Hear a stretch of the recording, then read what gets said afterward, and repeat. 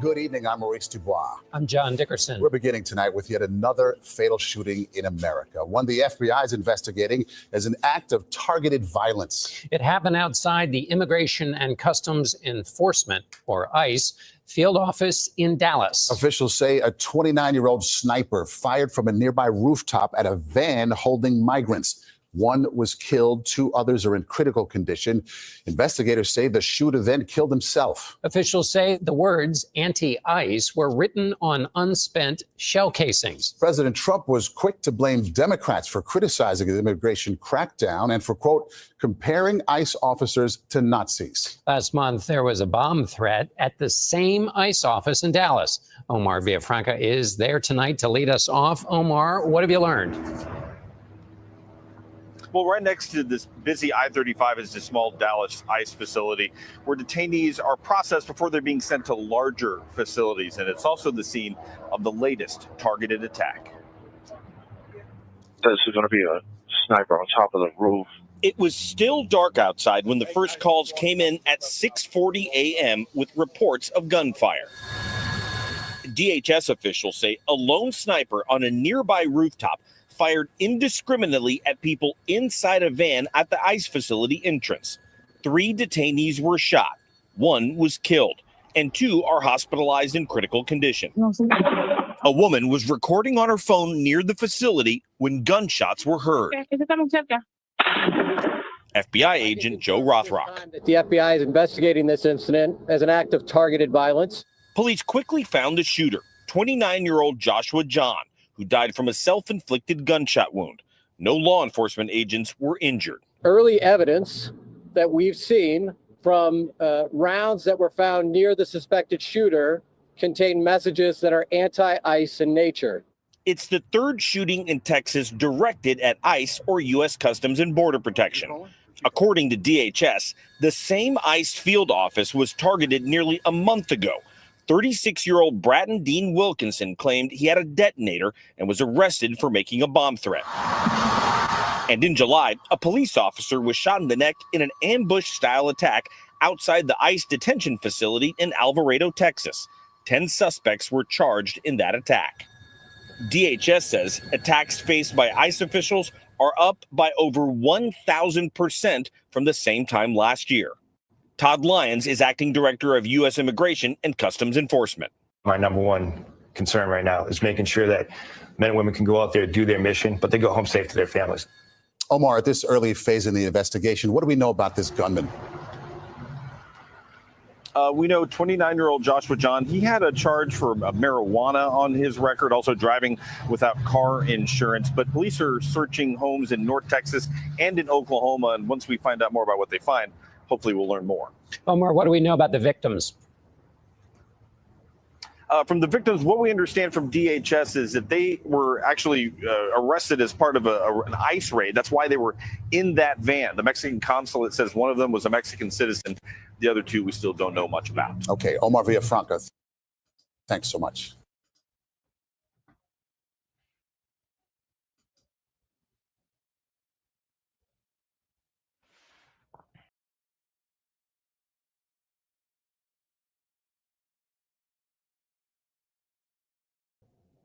Good morning. This is Morning Sky. I'm your host, Sky. We have an issue with this. We have an issue. The ICE is the problem, but it's not. It worsens the problem when these kind of events occur, and it's sad irony that only the detainees were a detainee was killed and 1 and 2 were injured. That's really sad because I guess they were trying to just they meant to shoot an ICE agent and didn't get their shots off. I don't know. It's weird to me. All this stuff I'm just stupid. I'm just trying to get this money. I don't understand why these people are doing this. I don't get it. It's all about education. And I don't mean that, going to school, going to public school and you learning, to go to college. I mean, education in the home. I mean, education about morality and ethics. I mean, education about controlling yourself, being in control of your emotions and your thoughts. All these shooters, everybody said, they're just madmen, they're just crazy. No, it's just like the late great George Carlin, Rock and Power, said about politicians. They came from the same homes, the same schools, the same churches, the same sports organizations, and other places. They're all American. We're all American in some way. So this person's parents failed them tremendously, like completely failed him. His teachers failed him. His coaches failed him. His pastor failed him. Because you don't get born. You're not born into saying, you know what? I'm going to shoot up some ICE people. I'm going to shoot up, an ICE organization. I'm going to shoot up an activist. I'm going to shoot up a president. I'm going to bomb a building. I'm going to fly jetliners into office buildings. Nobody is born that way. It has to be taught. It has to be instilled. That's the sad lesson we all are facing right now. ICE is, a terrible thing. ICE is horrible. But that doesn't mean their lives aren't worthy. There has to be some of them, at least one or two, that say, I'm trying to defend my country. I want to do the right thing. I'm trying to help out, but you're doing it the wrong way. It's kind of like, going down you're going down the wrong street, but you're following all the right, rules of the road. You're just going down the wrong way. That's what it's like. So, I just think it's incumbent upon us as citizens of this United States of America, because it's going to happen. There's going to be another shooting at a school, at a theater, at a rally event, at somewhere, at an ICE facilities. It's going to happen again. There's no question about that. No question it's going to happen again. And we have to be prepared for, safeguarding all our values, everyone, from the smallest walking to the smallest crawling to the oldest walking. We have to secure our borders from terrorists and people with contagious diseases and serious crimes like murder and rape. Of course, I'm not saying that they should be allowed into this country. But they're a very small fraction of the people that are come over to this country as illegal. Illegal immigration is very geared towards, let me get over to this country. I'll figure it out later. But I have to make this money. I have to get out. I have to escape this situation. It's an S-hole. This whole country is completely devoid of all, proper ideals. I want to go to the United States where it's all about ideas. It's not about geography. Basically every song, like I've said before, every song about America is about geography. This land is your land. God bless America. Except for the Star Spangled Banner. Star Spangled Banner is about war. It's about war. It's about fighting. So that's different. Bombs bursting in air. Okay, so... But, God bless America. Oh, America the beautiful.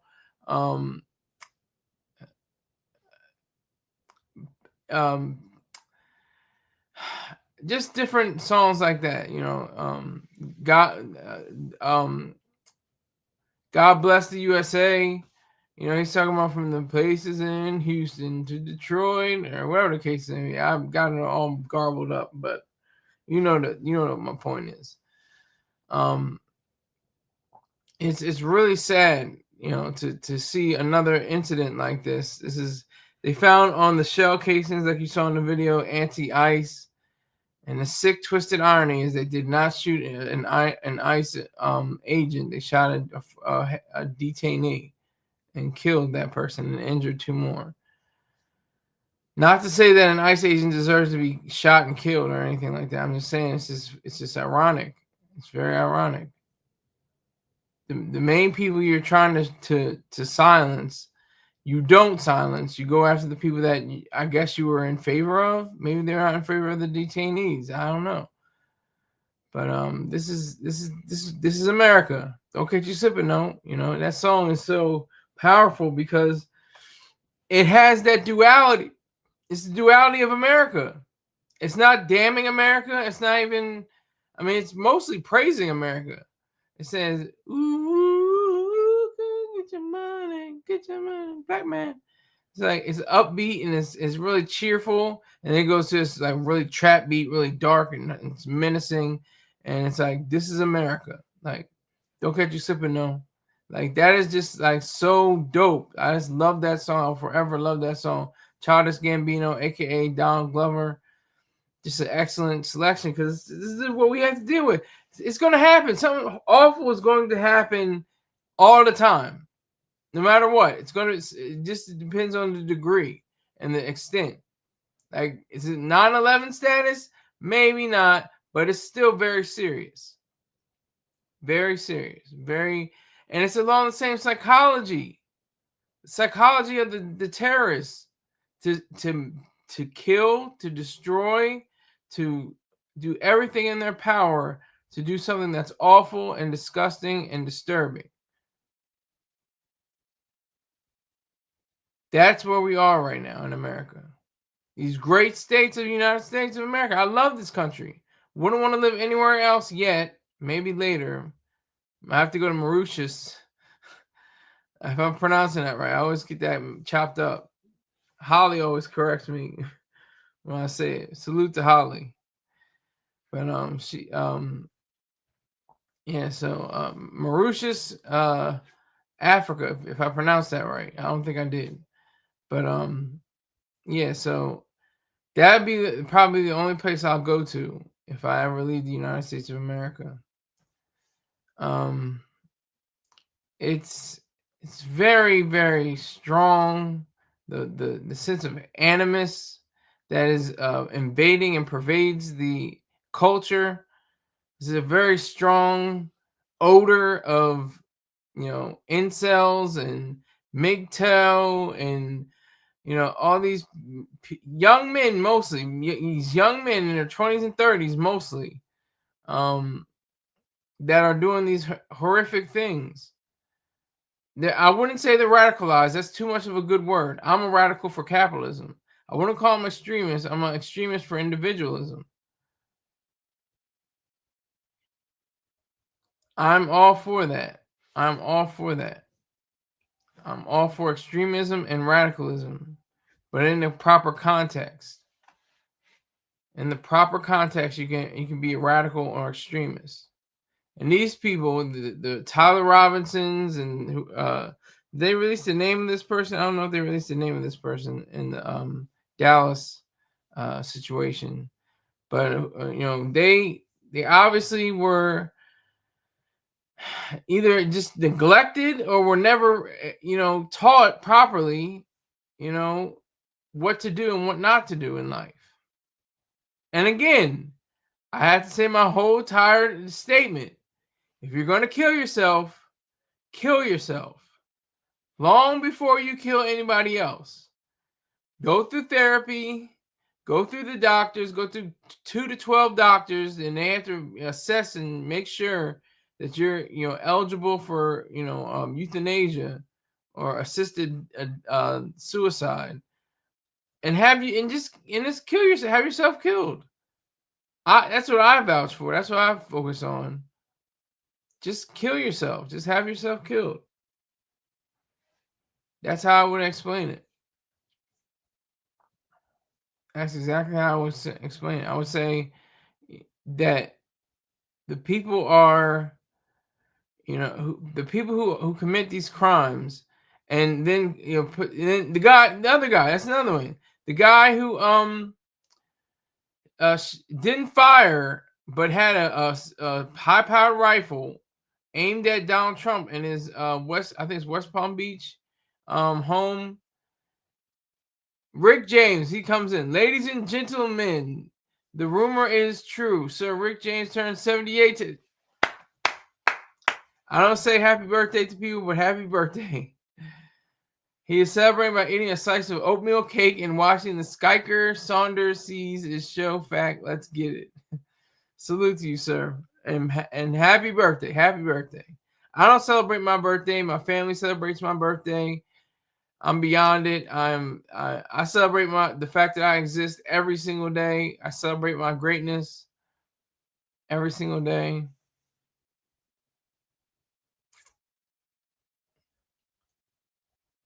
So,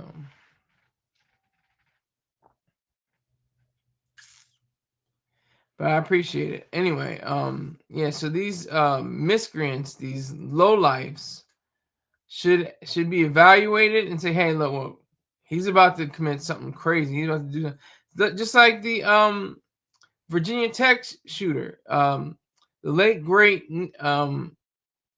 Nikki Giovanni. She you know, Brock and power to her. She had the student, I can't remember his full name, but the student who shot up the Virginia Tech and left. It was I think it's still the highest death count for a school, university or otherwise. I think Sandy Hook had 12. I think they had like 20, something like that.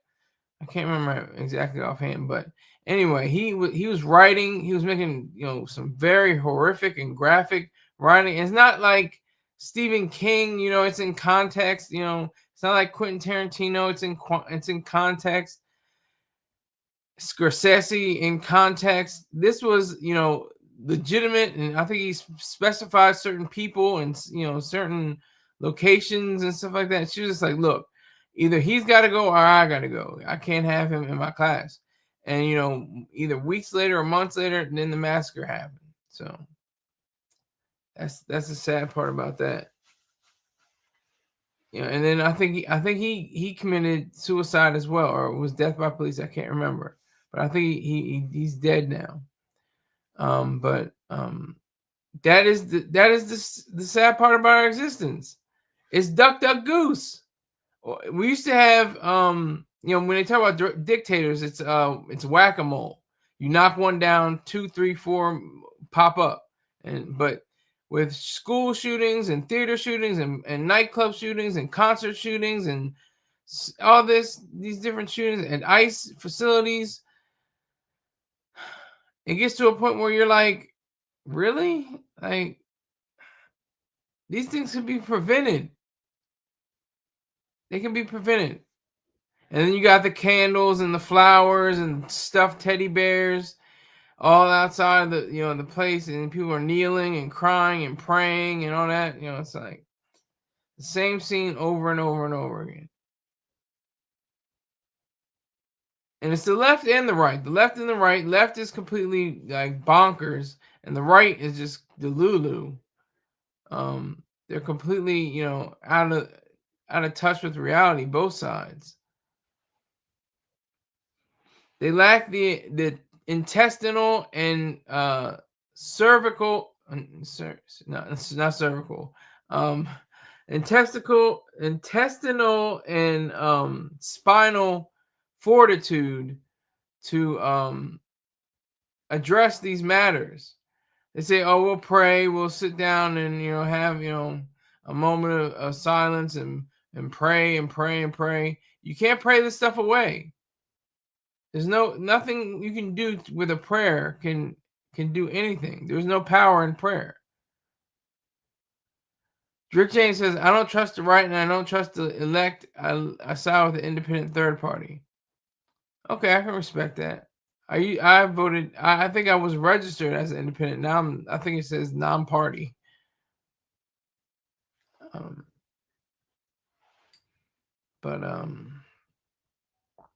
Yeah. So the people that, you know, are of this nature that dare to do this are completely, you know, absent of morality. It's like it's insane.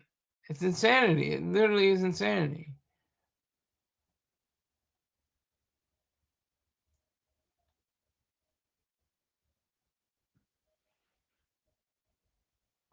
I'm gonna go to another video. You can hear the gunshots. Denise's Robleto was waiting for her mother at the Dallas ICE field office and started filming. I was with my sister praying, she said. At least 3 people shot, multiple people shot. Police say the gunman perched on a rooftop, killed 1 detainee and wounded 2 others before taking his own life. No ICE officers were injured. DHS calling it an attack on ICE law enforcement. The FBI releasing this image of shell casings found near the shooter, engraved with the words anti-ICE. Tom speaking with the acting ICE director.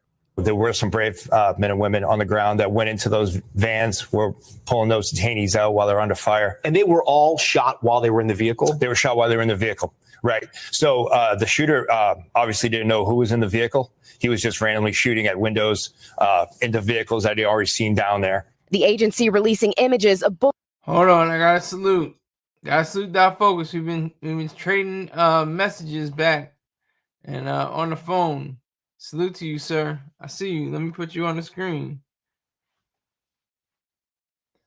Make sure I got you on the screen. All right. Bullet holes in a window and American flag inside the facility. Authorities say the gunman fired multiple rounds from the top of that building into this ICE facility a few hundred yards away.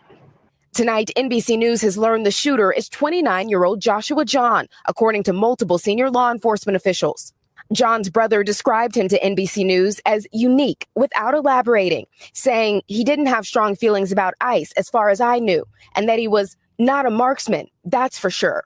It comes as DHS says there's been a 1,000% increase in violence against ICE officers, including an ambush-style shooting outside an ICE facility in Texas, and a man appearing to open fire at immigration agents during California protests. President Trump tonight blaming Democrats, posting, "I'm calling on all Democrats to stop this rhetoric against ICE and America's law enforcement right now." All the vile talk against ICE, calling us Nazis, Gestapos, that something like this was going to happen, and it did. And, for me, it's my worst nightmare. Never thinking that in our own facility, our own location, we take sniper fire in a major city. All right, Priscilla joins us now live. And Priscilla, I know you have some new reporting on the victims in this shooting. Yeah, Tom, as you can see, still an active scene here, and Mexican authorities are confirming that one of those injured is a Mexican national. DHS says that both of the people injured are in critical condition, and the DHS secretary tonight saying that she is praying for the victims and their families. We thank you for watching, and remember, stay updated on breaking news and top stories on the NBC News app or watch live on our YouTube channel.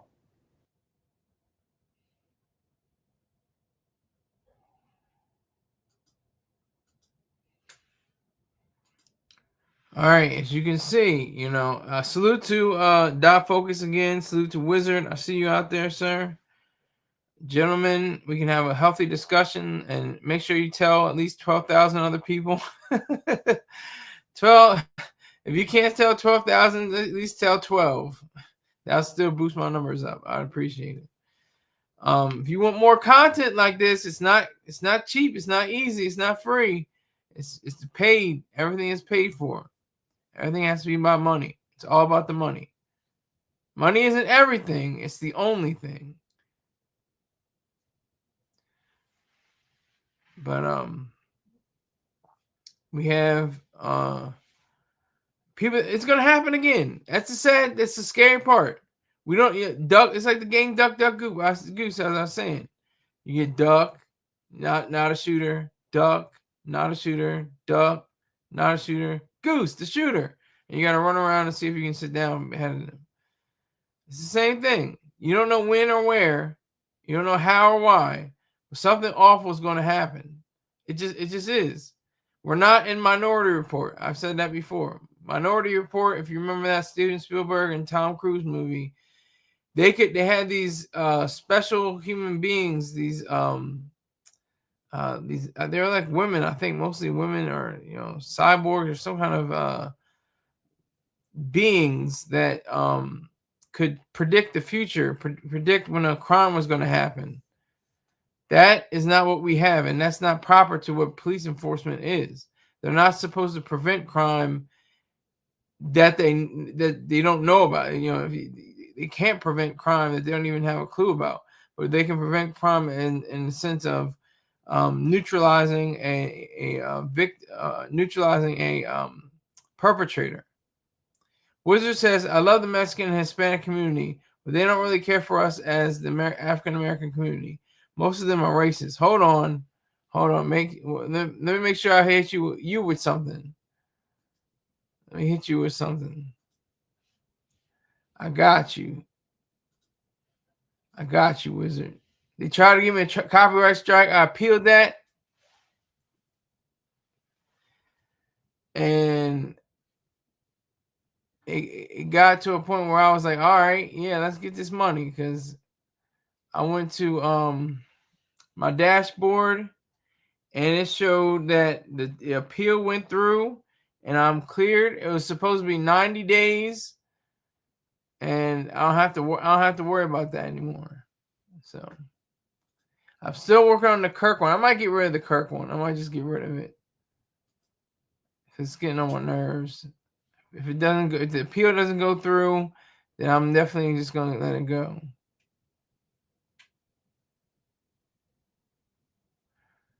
So they say, thank you for your appeal. We're determined that your content, Andres Lopez, did business with the Lord of the Skies, Armado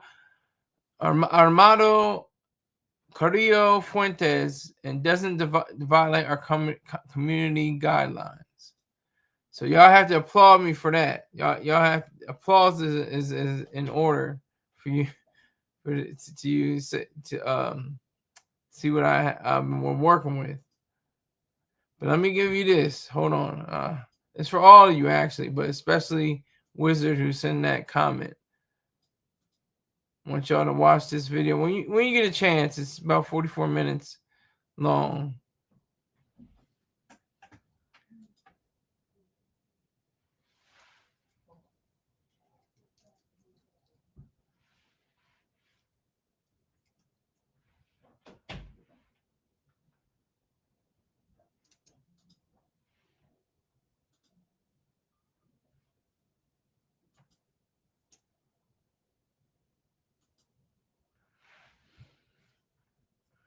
This is video for Spic Heritage Month.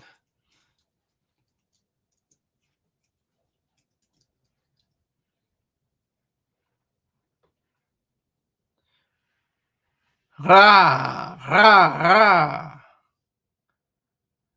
Seen something about them putting Kirk face on a coin? Wow. That's going way beyond. That's going way beyond. The government need not do that. That's crazy. But anyway, this is kind of along the same lines, same kind of idea. He was shot dead because of ideas. Office ICE agents are shot dead or are maimed or injured because they're trying to do their job, which is incorrect. But you have to respect them, just like you have to respect the shooter. You have to respect the fact that they're trying to do something of worth and of value, even though I disagree with it wholeheartedly. So make sure you check out that video I made yesterday evening, I think it was. Yeah, it was yesterday evening. So, but I gotta look for another video.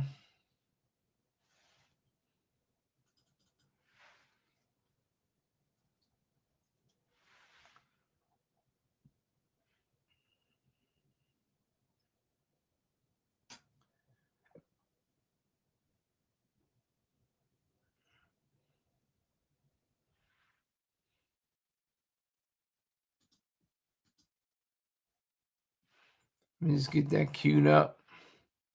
Next few seconds, you'll be able to see it. But I want to talk about the guns. This is America. Don't catch you slipping, though. Don't catch you slipping, though. This is America. Okay, that's all I want to say about that. Here we go with the new video.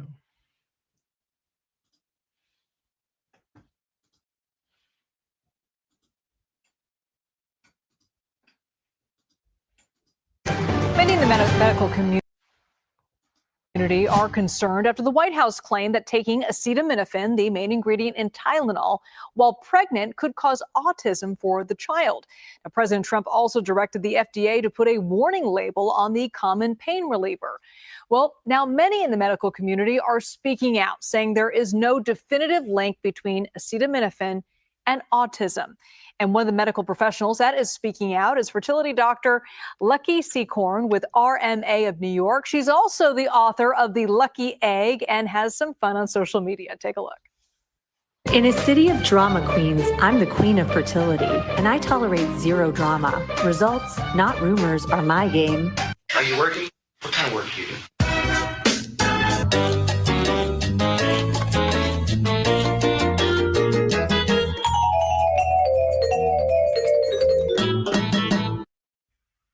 It's nice to see you having fun, Doctor. Thank you so much for joining us here. You're also a mother of two. I'm curious, we have fun on social media, but I'm curious, what are you hearing from your pregnant patients and new moms who are hearing conflicting information from the White House and the medical community about acetaminophen and other things?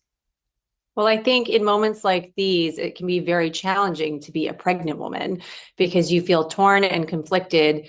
And there's a lot of confusion and mixed messaging.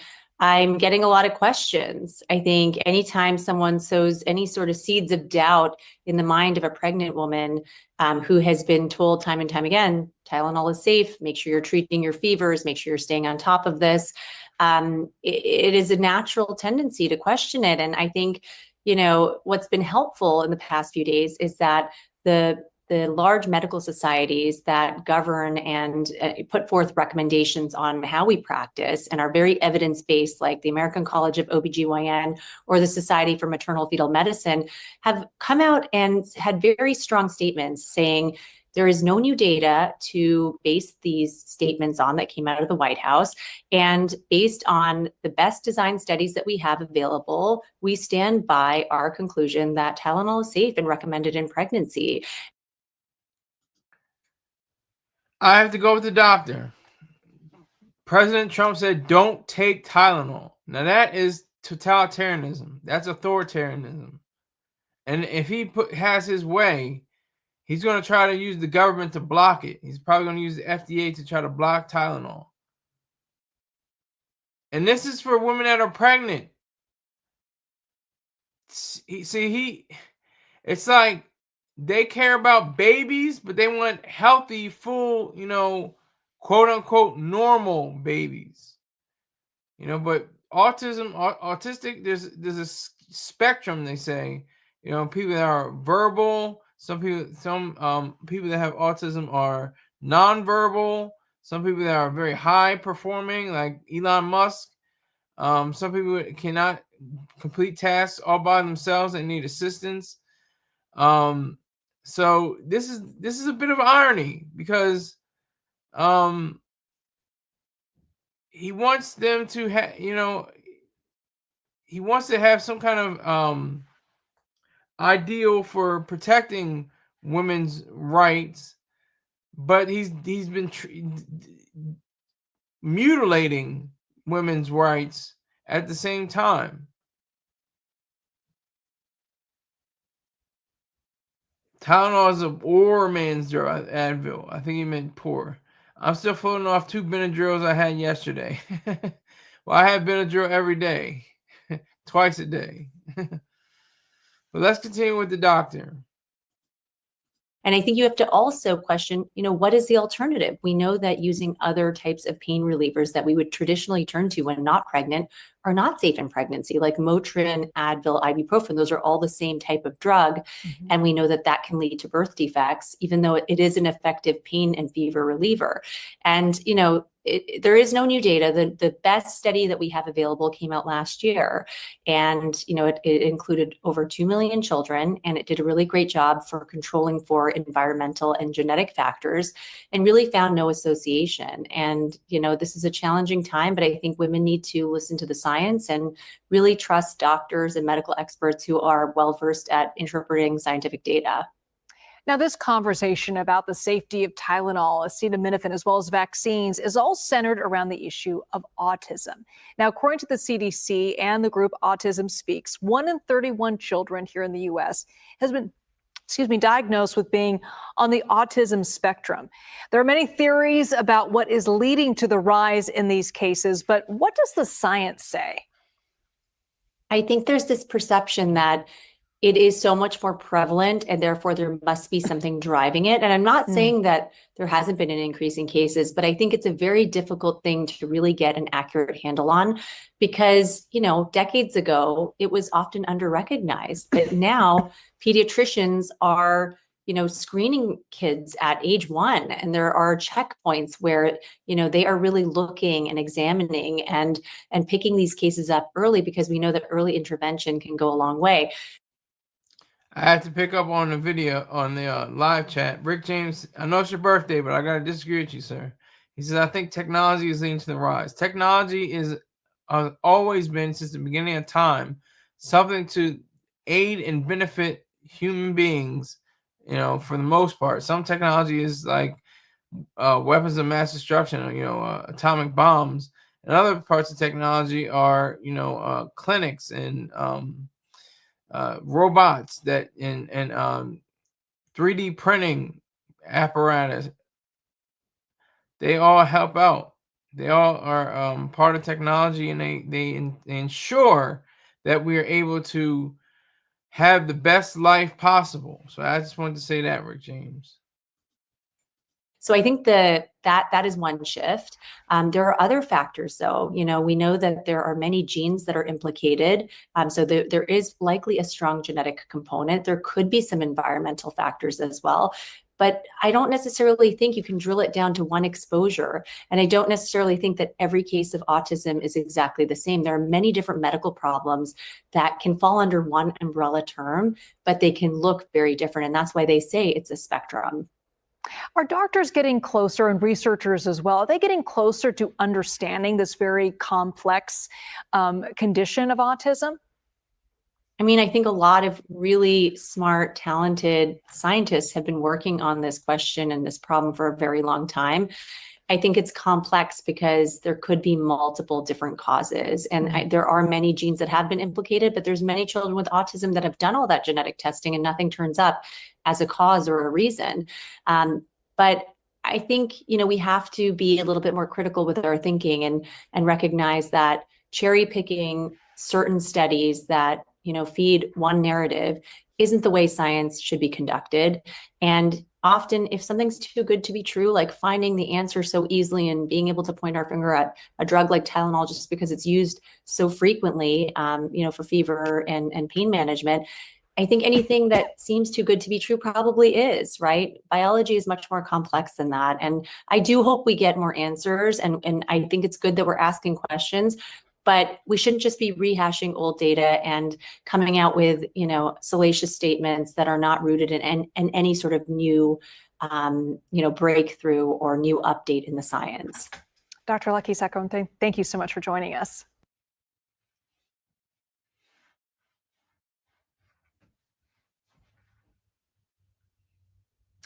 Okay, so with that being said, and I disagree with you, Rick James, young women, doctors don't have the answers, Sway. Why don't they have the answers? Don't they have brains? Don't they have minds as well? Can't they figure out things on their own? I ask you. Now, Tylenol. What the hell is the government doing talking about Tylenol? Should have nothing to do with it whatsoever. RFK Jr., Donald Trump, everybody in the FDA should be ashamed of themselves. Because this is the thing we're talking about. Tylenol has nothing to do with protecting individual rights. That's government. The government's sole role is to protect individual rights. That's through the courts, the military, and the police force.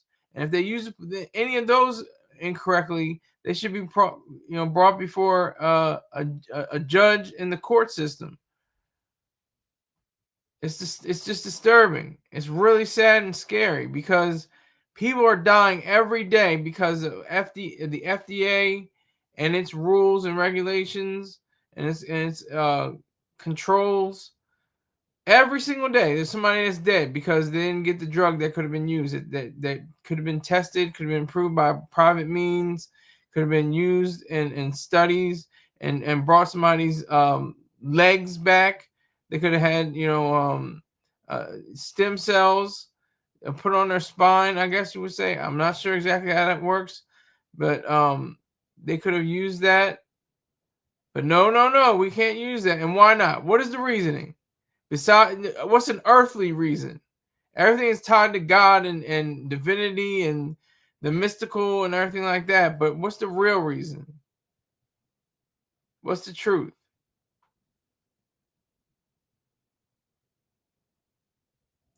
They don't have the answers because they're too young anyway. What is too young? What is your? I don't even know her age, but she looks like she's in her mid-30s to early 40s. It looks like it to me. I could be wrong, though. They didn't do that research themselves. Well, who does the research by themselves anyway? There's only a few scientists that have even come close to doing something of merit all by themselves. It's a team effort. They could be. There's the leader. There's somebody who's probably the best part of it, but there's a team that goes into it. So that's always important to point out.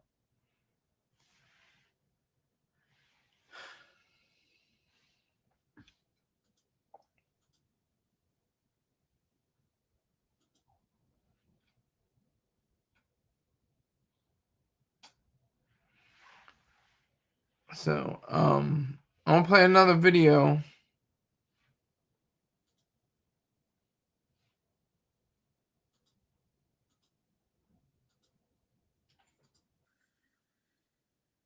Welcome back. We want to go live now to the White House where President Trump is about to speak alongside. He has HHS Secretary Robert F. Kennedy Jr. and Dr. Oz. Let's go listen in. And on the other side, we will check in with our White House correspondent, Haley Bull. Thank you very much. So I've been waiting for this meeting for 20 years, actually. And it's not that everything's 100% understood or known, but I think we've made a lot of strides. Wish it was done a long time ago. Today, we're delighted to be joined by America's top medical and public health professionals as we announce historic steps to confront the crisis of autism. Horrible, horrible crisis. I want to thank the man who brought this issue to the forefront of American politics along with me. And we actually met in my office, is it like 20 years ago, Bobby? It's probably 20 years ago in New York. I was a developer, as you probably heard, and I always had very strong feelings about autism and how it happened and where it came from. And he and I don't know, the word got out, and I wouldn't say that people were very understanding of where we were, but it's turning out that we understood a lot more than a lot of people who studied it, we think. And I say we think because I don't think they were really letting the public know what they knew. Thanks as well to the director of the National Institute of Health, Dr. Jay Bhattacharya, FDA Commissioner, Dr. Marty McCary. These are great people. Administrator of the Centers for Medicine and Medicaid Services, Dr. Mehmet Oz, and Acting Assistant Secretary of HHS, Dr. Dorothy Fink. So thank you all. Thank you, Dorothy, very much. The meteoric rise in autism is among the most alarming public health developments in history. There's never been anything like this. Just a few decades ago, 1 in 10,000 children had autism. So that's not a long time. And I've always heard, they say a few, but I think it's a lot less time than that. It used to be 1 in 20,000, then 1 in 10,000. And I would say that's probably 18 years ago. And now it's 1 in 31, but in some areas it's much worse than that, if you can believe it, 1 in 31. And I gave numbers yesterday. For boys, it's 1 in 12. I was told that's in California where they have for some reason, a more severe problem. But whether it's 1 in 12 or 1 in 31, can you imagine? That's down from 1 in 20,000, then 1 in 10,000. And now we're at the level of 1 in 12 in some cases for boys. Again, I ask you, what the hell does the President of the United States of America have to do with any autism cases, any kind of ideas about medicine, any kind of ideas? Why is there a Health and Human Services branch of the government? Why are there doctors working for the government that aren't supposed to be? What is going on? Why haven't we? What is the? Do we have to? What do we have to do? I want to do something. I'm doing this. This is all I can do. Get money from videos and write stories. That's all I can do. That's all I can do. I write, you spread. That's the idea. This is insanity. But it's what are we doing? What are we doing? The Ayn Rand Institute can do so much. Mr. Troy Star Turing can do so much. Dr. Jerome Brook of the Ayn Rand Institute, chairman of the board, can only do so much.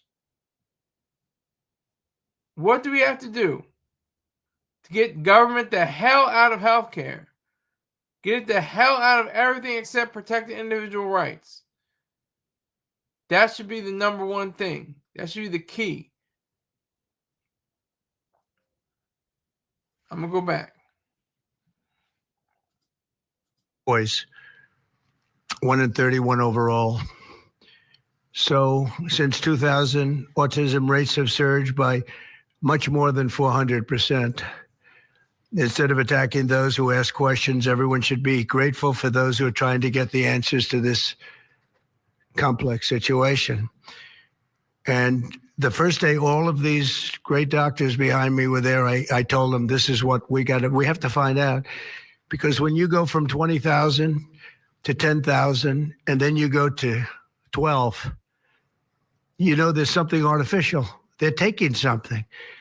And by the way, I think I can say that there are certain groups of people that don't take vaccines and don't take any pills that have no autism. That have no autism. Does that tell you something? That's currently, is that a correct statement, by the way? There are some studies that suggest that, yeah, with the And he has that voice. I can't take it with that voice. That voice is so horrible. It's sad. Like, I'm not trying to make fun of the guy, but it's just like, I think he had surgery done. Not exactly sure. The WHO is in charge of the. You mean the World Health Organization? Bob O'Reilly? But Trump's asking, he's trying to make sure he's right. He's not trying to pull things exactly out of his back pocket. But he's suggesting that people that didn't get vaccines, that didn't get anything otherwise, they had no autism. They had no autism. Just believe that. Is that right? Is that right? Is that true? Is that? And then RK Jr. saying, "Oh, it's suggested." Yes, it's suggested. I tell you, the Amish, for example. The Amish, yeah, virtually. I heard none. See, Bobby wants to be very careful with what he says, and he should, but I'm not so careful with what I say. But you have certain groups. The Amish, as an example, they have essentially no autism. First, effective immediately, the FDA will be notifying physicians that the use of let's see how we say that. Acetaminophen. Is that okay? Yeah. Which is basically commonly known as Tylenol during pregnancy, can be associated with a very increased risk of autism. So taking Tylenol is not good. All right, I'll say it. It's not good. For whom and to what? Not good for whom and not good to what? What mothers? What people that are carrying their child that are trying to relieve from fever and pain? Tylenol. Oh my God. That's what we should be going after. That's, forget the people that are, even trying to take your life. Forget the people that are trying to, tear down buildings, and forget the people that are warring in the streets. Forget the people that are doing all this. No. We have to talk about Tylenol. Forget about the controls and regulations that are put on businesses. Forget about the antitrust laws that are ruining and disturbing the economy. Forget about all that. No, we got to go after Johnson & Johnson. We have to go after Tylenol because we are the doctors in chief, of course. We are the medical, professionals in chief. We know what is good for you. We say what we can be put in your body.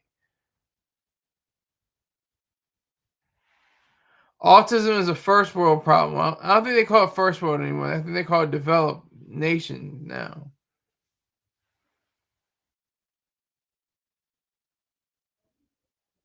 By 2050, we will have only brain dead people left. We should see. I doubt that highly. I it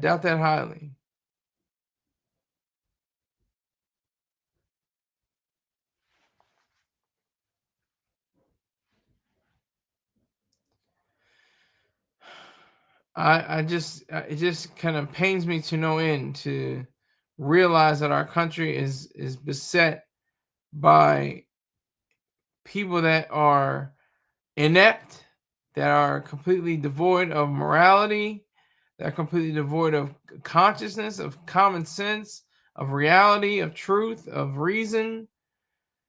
It just really pains me that we have a commander-in-chief, we have a president, a leader of this great nation,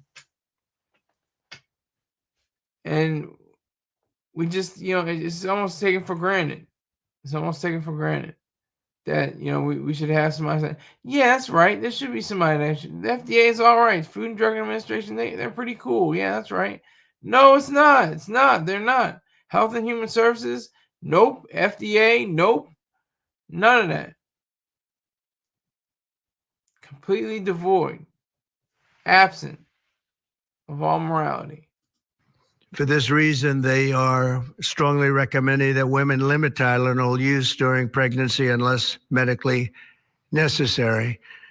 That's, for instance, in cases of extremely high fever, that you feel you can't tough it out, you can't do it. I guess there's that. It's a small number of cases, I think. But if you can't tough it out, if you can't do it, that's what you're going to have to do. You'll take a Tylenol, but it'll be very sparingly. It can be something that's very dangerous to the woman's health. In other words, a fever that's very, very dangerous, and ideally a doctor's decision, because I think you shouldn't take it, and you shouldn't take it during the entire pregnancy. They may tell you that toward the end of the pregnancy, you shouldn't take it during the entire, and you shouldn't give the child the Tylenol every time he's born and he goes and has a shot. You shouldn't give a Tylenol to that child. All pregnant women should talk to their doctors for more information about limiting the use of this medication while pregnant. So ideally, you don't take it at all, but if you can't tough it out, if there's a problem, you're going to end up doing it. The other thing that I can tell you that I'll say that they will maybe say at a little bit later date, but I think when you go for the shot, you do it over a 5-time period. Take it over 5 times or 4 times, but you take it in smaller doses and you spread it out over a period of years. And they pump so much stuff into those beautiful little babies. It's a disgrace. I don't see it. I think it's very bad. They're pumping, it looks like they're pumping into a horse. You have a little child, little fragile child, and you get a vat of 80 different vaccines, I guess, 80 different blends, and they pump it in. So ideally, a woman won't take Tylenol. And on the vaccines, it would be good instead of one visit where they pump the baby, load it up with stuff, you'll do it over a period of 4 times or 5 times. I've been so into this issue for so many years just because I couldn't understand how a thing like this could happen. And it's artificially induced. It's not like something that when you go from all of those, healthy babies to a point where I don't even know structurally if a country can afford it. And that's the least of the problems. To have families destroyed over this is just so terrible. I also, and we've already done this, we want no mercury in the vaccine. We want no aluminum in the vaccine. The MMR, I think, should be taken separately. This is based on what I feel the mumps, measles, and all the three should be taken separately. And it seems to be that when you mix them, there could be a problem. So there's no downside in taking them separately. In fact, they think it's better, so let it be separate. The chicken pox is already separate because when that got mixed in, I guess they made it for a while, it really was bad. So they make chicken pox. Individually, they're okay. When you mix them, something maybe happens. So there's no downside in doing it. It's not like, oh, if you do it, bad things. No, it's only good side. And it may not have that much of an impact, but it may have a big impact. So let those be taken separately. And then hepatitis B is sexually transmitted. There's no reason to give a baby that's almost just born hepatitis B. So I would say wait till the baby is 12 years old and formed and take hepatitis B. And I think if you do those things, it's going to be a whole different, it's going to be a revolution in a positive sense in the country. The FDA will be updating the label of an existing drug to reflect potential benefits in reducing some autism symptoms. This gives hope to the many parents with autistic children that it may be possible to improve their lives. That's one of the things that I'm very, very happy about. I mean, this was mostly going to be on how not to have the child affected, but we've learned some pretty good things about certain elements of genius that can be given to a baby, and the baby can get better. And in some cases, maybe substantially better. Not going to be easy, but be a lot easier if it didn't happen in the first place. So let me say, I'm not well versed on autism, but like I said, there's a spectrum. There's the nonverbal, almost completely, despondent from any outside stimuli or anything like that. Then you have the high performance, and some individuals like Elon Musk. So what is autism to? There's like the character on Sesame Street. I can't remember her name, but she has autism, and she says, loud noises. She's like noise, noise, noise, and it triggers her. That's, I'm sure, an example of real life people, human beings, and the real world have situations like that where noise can trigger them, and different lights can affect them in a negative way. Let me see what Rick James says. If you can't feed your baby, then don't have a baby, and don't think maybe if you can't feed your baby. Is that lyrics? Who wrote those lyrics? That sounds like lyrics. That's Mike. If you can't feed your baby, yeah, then don't have a baby, yeah. You're thinking maybe, yeah. If you can't feed your baby, someone's always crying. Hustlers, dealers, lying. You just want to be starting something. Says you want to be starting something. Got to be starting something. He got me singing out here. One of my nephews has autism because the mother took Tylenol like candy. Fact. Okay, let's not say facts on that. It's not been determined. It's not been displayed in any place that's credible. I'm not going to, champion that idea. I have no facts. I have no evidence. That's all I'm worried about. Copyright. Oh yeah, I know copyright. Exactly. It's copyright. CRIGHT, not WRITE.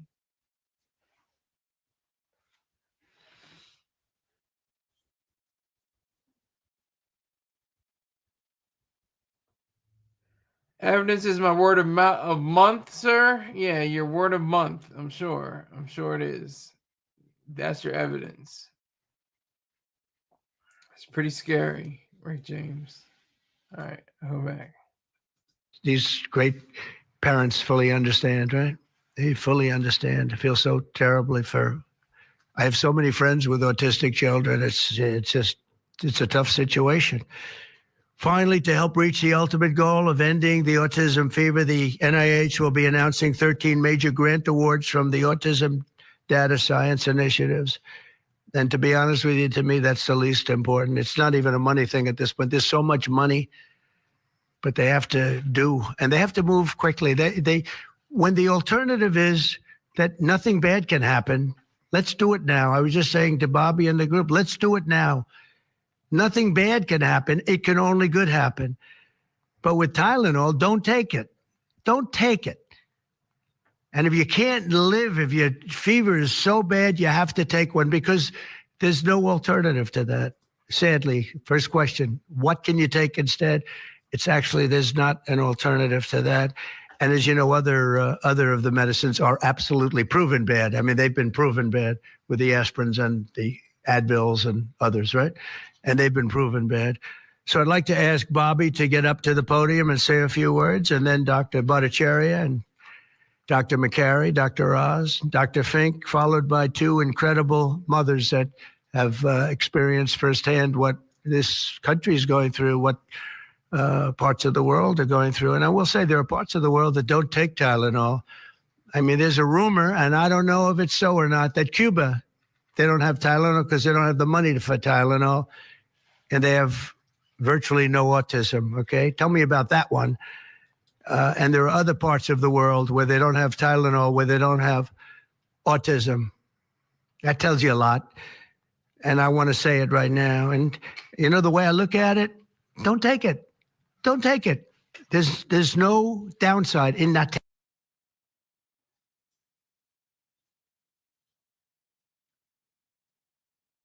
That's the way I feel. I've been very strong on this subject for a long time. You know, life is common sense, too. And there's a lot of common sense in this. And I wish things like this were brought up. And this group has worked so hard on it. He said, don't take it. As if he's a medical professional in charge. Don't take it. That is authoritarianism, folks. That is authoritarianism. That's when you have an elected official in front of the greatest nation known to man, the noblest country ever devised, saying, don't take something. Don't take it. He wants to enforce it. He's probably working on plans to enforce people to not take acetaminophen. Yay, baby, yay. Okay. Tylenol stock plummeted down after this address. That's a shame. That's sad because, you know, we shouldn't be able to, you know, say, oh, well, the president said don't take it, so I can't take it. Or if he goes worse and, you know, levies some kind of restrictions against Tylenol from producing it or something like that, that'd be even worse. And his claims are debunked to me. They're like, one thing correlate. What was it? I can't remember the exact statement, but it's like correlation doesn't equate to connection. It doesn't. It's just because one set of facts is true doesn't mean that it's the exact reason or the root cause. But I'd like to be a little bit more, a little speedier in the process of a recommendation because there's no harm in going quicker. There's absolutely no harm. At worst, there's no harm. Thank you very much, Bobby, please. Thank you, Mr. President. To meet the president's challenge, I ordered HHS to launch an unprecedented all-agency effort to identify all causes of autism, including toxic and pharmaceutical exposures. At President Trump's urging, NIH, FDA, CDC, and CMS are turning over every stone to identify the etiology of the autism epidemic and how patients and parents can prevent and reverse this alarming trend. We have broken down the traditional silos that have long separated these agencies, and we have fast-tracked research and guidance. Historically, NIH has focused almost solely on politically safe and entirely fruitless research about the genetic drivers of autism. And that would be like studying the genetic drivers of lung cancer without looking at cigarettes. And that's what NIH has been doing for 20 years. As a result, we don't have an answer to this critical question, despite the cataclysmic impact of the epidemic on our nation's children. We are now replacing the institutional culture of politicized science and corruption with evidence-based medicine. NIH research teams are currently testing multiple hypotheses with no area off limits. We promise transparency as we uncover the potential causes and treatments, and we will notify the public regularly of our progress. Today, we are announcing two important findings from our autism work that are vital for parents to know as they make these decisions.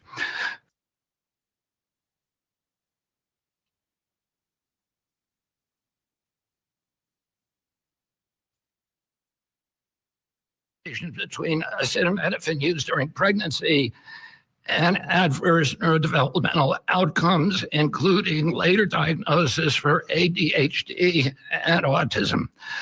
Scientists have proposed biological mechanisms linking prenatal acetaminophen exposure to altered brain development. We have also evaluated the contrary studies that show no association. Today, the FDA will issue a physician's notice about the risk of acetaminophen during pregnancy and begin the process to initiate a safety label change.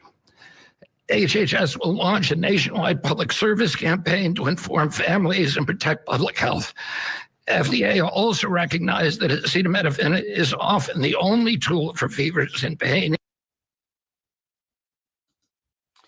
I have to correct you, Rick James.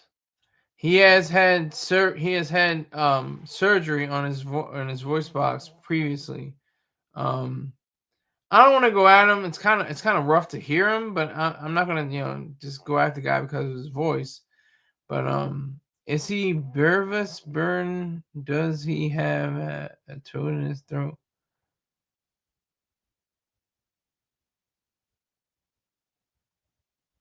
Are you just riding across the top the keyboard? What are you doing? PCP getting to you on your birthday? What's going on? What's happening, Rick James? Sir Rick James.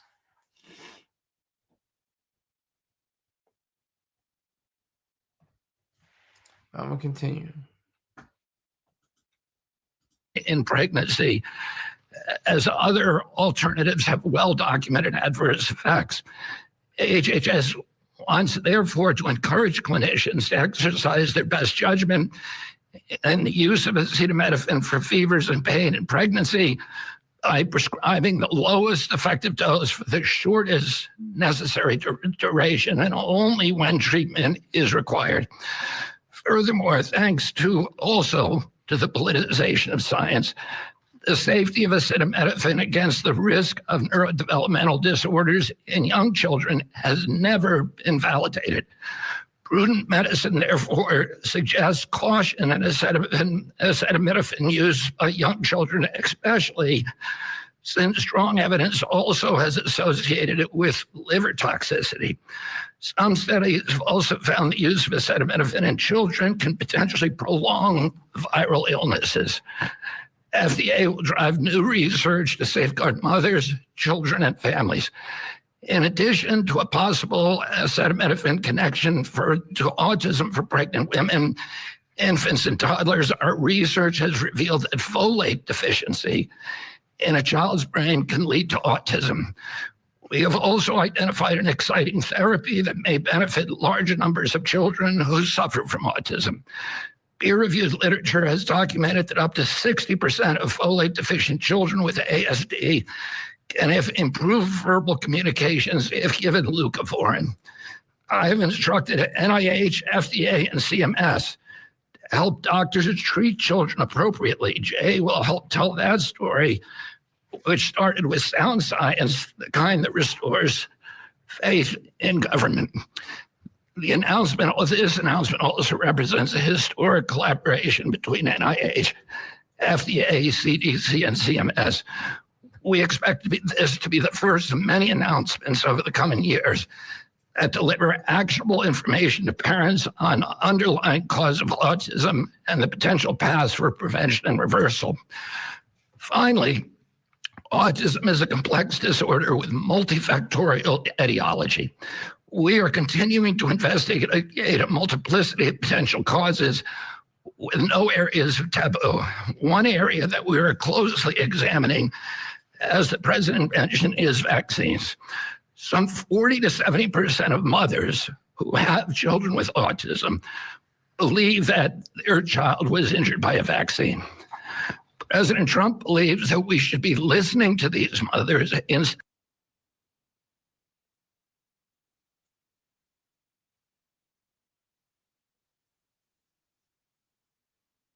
of women.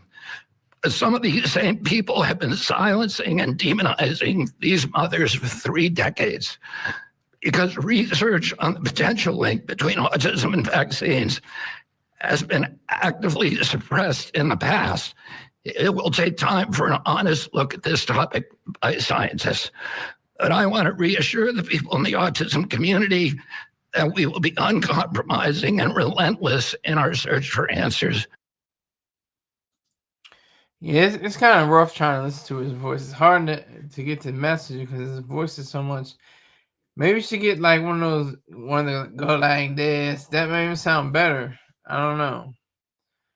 I don't know. It may just it's hard to get through what he has to say. I'm not trying to make fun of the guy. It's too serious to make fun of the guy. He's part of a division of the government that should not be Health and Human Services. What? Should be no Health and Human Services. Should be no FDA. And a whole host of other alphabet soup agencies, but especially not those two. That is a fact. That is a fact that has to be ascertained. It has to be shown to be real. The fact that you can see Trump says don't take it or Tylenol in disputed autism assessment. I would like to know facts. That's all I want to know. Can Skylar Saunders do the best impression of his voice? No, I will not do that. I will not do an impression of his voice. I'm not going to do that. I've seen people go down for that because there are people with, that aren't as nefarious, I think, as Robert Kennedy Jr. is, who may have a similar condition or the same condition. And I'm not going to make fun of him for that. It's not going to happen.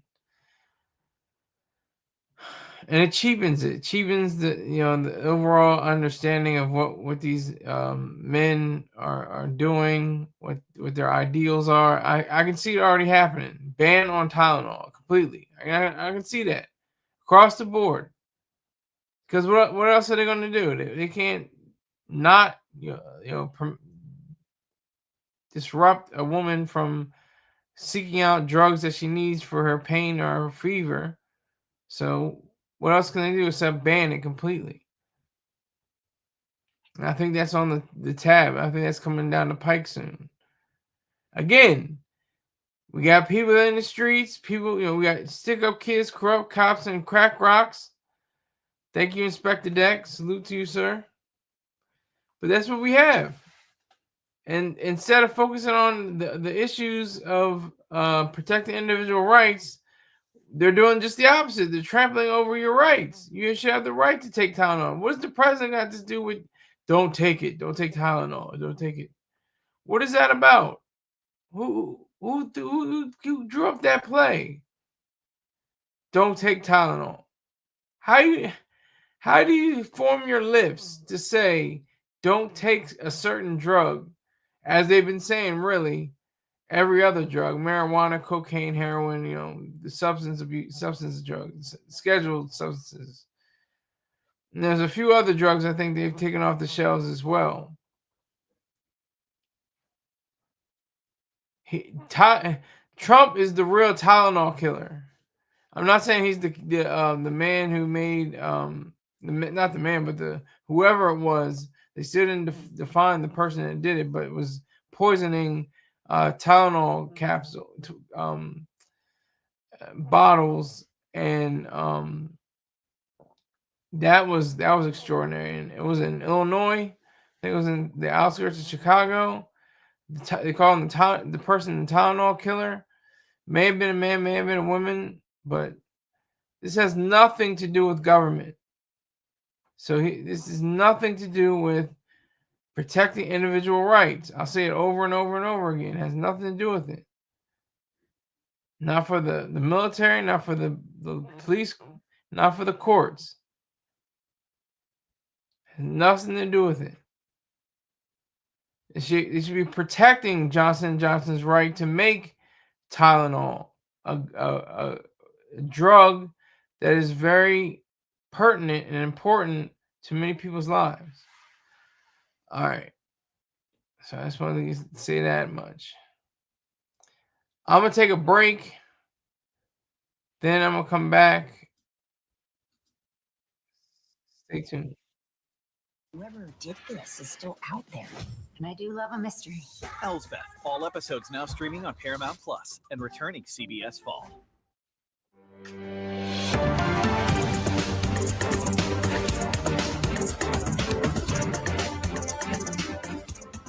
24/7 continues. TikTok on TikTok getting new owners in the United States. Today, President Donald Trump is expected to sign an executive order to keep the platform up and running in a deal that's really music to the ears of a lot of small business owners on that platform in the United States. We're going to hear from business owners as well as from people in Washington, D.C. Plus, in New York, a judge hears arguments from Sean Diddy Combs on his prostitution convictions.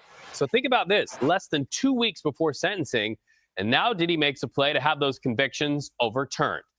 Plus, the suspect accused of firing multiple shots into a California ABC television station will face a judge in both federal and state courts today. We have an exclusive interview with the person accused of firing the bullets that you see in that glass right there. Also, a controversial figure in Oklahoma politics stunned a lot of people, saying he plans to resign. So let's go to somebody in the know. CBS News correspondent Chanel calls. Chanel, who is Ryan Walters, and what do we know about his decision to resign? So, Reed, I actually sat down for an interview with Oklahoma's state superintendent of schools earlier this year, Ryan Walters. This is somebody who is a former high school teacher. He actually first met Republican Governor Kevin Stitt at a tennis match. And Governor Stitt, who you see, well, this is Ryan Walters. We'll show you Governor Stitt in a second. But he, Reed, actually helped launch Walters' political career. And Walters was eventually elected as superintendent back in 2022. But listen, their relationship between the two eventually soured after Walters began backing some pretty controversial proposals, including one, Reed, that would actually require Oklahoma students to submit their immigration status during enrollment. So I had talked to Walters about this for a piece on the CBS Evening News, and he had told me that he would actually share that data with federal authorities. But Governor Kevin Stitt, who we also spoke to in this story, disagreed with that move, quite publicly so. Walters also, by the way, sought to infuse religion into classroom instruction as well, including, Reed, a mandate that public school teachers would incorporate the Bible into lesson plans. That would be applicable for children in grades 5 through 12. Yesterday, eventually, Walters used the local Fox 25 studio to announce his resignation. Reed, he is saying that he's leaving this position to become the CEO of what is called the Teacher Freedom Alliance. That's a nonprofit that says that it helps educators in their, quote, mission to develop free, moral, and upright American citizens. He said, quote, we're going to destroy the teachers' unions. And local reporter Wendy Suarez said the Fox 25 team had actually made clear they were expected Walters to sit down for an interview after that announcement, but instead he tried to leave the building. So, Ryan, you just mentioned online that you're going to work for this non-teachers union. What do you want to say to Oklahomans who might feel like you're bailing out on them? Can you tell us when you're stepping down and when this job is coming to a close for you? So still some big questions, Reed, this hour. You know, when this resignation will take effect, when he'll actually transition to that new position, we still don't know. But since Walters resigned, Governor Kevin Stitt will now have to find someone to finish off the rest of that term. As for what's next for Walters, you know, he also pledged on Wednesday, Reed, to put a Turning Point USA chapter in every high school to honor Charlie Kirk and end what he called wokeness in Oklahoma public schools. Certainly a firebrand. Chanel Call, thank you so much for that reporting. Well, right now in Philadelphia, hundreds of officers paying their respects to 3 of their own killed in an ambush attack last week. Detectives Cody Michael Becker, Mark Edward Baker, and Isaiah Emmenheiser died while checking on a woman who had been the victim of stalking. Our partners at CBS News Philadelphia pick up reporting from outside a private funeral. You know, I have to tell you that today's scenes of sadness and grief compounded only by the fact that everything is ×3. There are 3 drum corps salutes, there are 3 hearses, there are 3 riderless horses, and there are 3 families. To put it plainly, there have been overwhelming periods of grief for people all across York County. Let's go ahead and take you to the live stream inside the church. Funeral services just getting underway at this time. We've heard the sounds of Amazing Grace as you see 3 flag-draped caskets in the front of this church. This is a moment of processing for a community and one single police department that lost 3 of its detectives in what prosecutors say was an act of evil. Funeral services now starting for Detective Sergeant Cody Becker, Detective Mark Baker, and Detective Isaiah Emmenheiser. Hundreds of members of law enforcement from across the country are here. Family and close friends of each of the fallen officers traveled behind the hearse carrying their loved one. Governor Josh Shapiro is also attending. It was a week ago when the 3 detectives were ambushed by a suspect armed with an AR-15 style weapon as they entered the front door of a home in North Cadorus Township. 2 other law enforcement officers were wounded in the shootout. The suspect was killed by an officer who returned fire. Law enforcement who traveled here from, again, across the country and from the Philadelphia area describe the moment. These are heroes who lost their lives senselessly, and we're here to celebrate their life today. And you know, it seems like it happens all too often anymore. The police world, we're all brothers and sisters, and when somebody gets hurt, it affects everybody. Whether you're in Chicago, LA, or Miami, we all do what we can for each other, and that's why the FOP's here, and that's why all these other organizations are here to show their love and support. Just after 10 a.m., a lot of So the church here in Red Lion, York County, is filled to capacity. Outside in the parking lot, all of those law enforcement officers who have traveled near and far to be here to show their support. And as I'm speaking right now, we hear a full charge of bagpipes inside the church, a tribute, of course, to 3 detectives who lost their lives in the line of duty. Prosecutors say really saving the lives of a mother and daughter who were at the center of a domestic violence case. For now, we're live in Red Lion, York County. This is Joe Holden, CBS News, Philadelphia. Joe, thank you for that. Well, let's go to Dallas now, where the FBI says that deadly shooting in an ICE facility was a targeted attack. 1 dead, 2 others in critical condition. As we learned that all 3 victims were detainees of the facility. They were not ICE agents. Here's what the head of ICE told CBS News. I feel that it was a definite targeted attack on ICE facility. You don't shoot out the windows. You just don't shoot at the random vehicles.